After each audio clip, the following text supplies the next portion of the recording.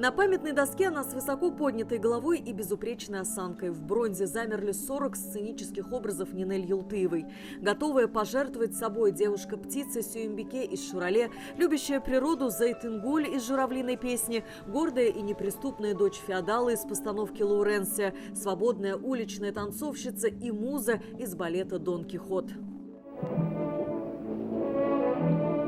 Нинель Юлтыева окончила Ленинградское хореографическое училище, позже местную консерваторию. Ее отца репрессировали, и она чудом смогла поступить и окончить их. С ее именем связана целая эпоха в истории татарского балета. В Казань Нинель Даутовна приехала в 1946 году по приглашению Назиба Жиганова. Здесь она становится примой и сама ставит спектакли.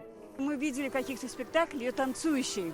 Вы знаете, это, конечно, целая эпоха в хореографическом искусстве, потому что она и прекрасной была танцовщицей, балериной, большой буквы, прекрасным педагогом была, хореографом. Выступления в Канаде, в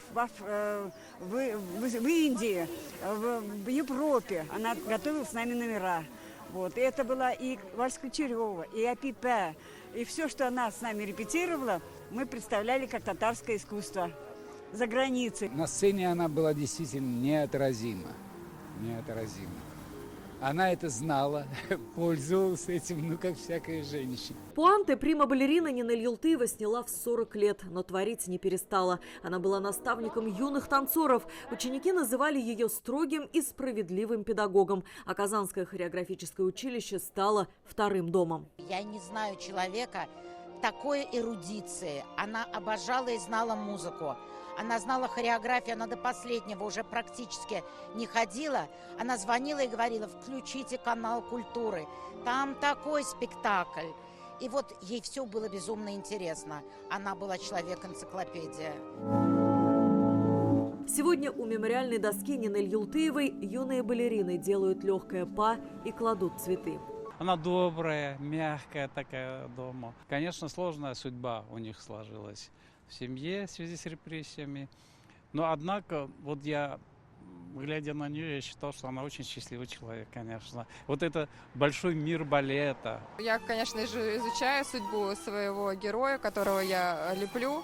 Вот. У нее сложная судьба с детства, и как-то ей все давалось нелегко, но в то же время она стремилась очень ко многому. Новое дыхание балету Нинель Юлтыева дарила и за рубежом. Работала в Египте и Венесуэле. Прима-балерина ушла из жизни 9 лет назад, но память о ней хранят. В хореографическом училище есть музейный уголок с ее сценическими костюмами и фотографиями. А в зале, где преподавала Нинель Даутовна, и сейчас готовит балерин к большой сцене.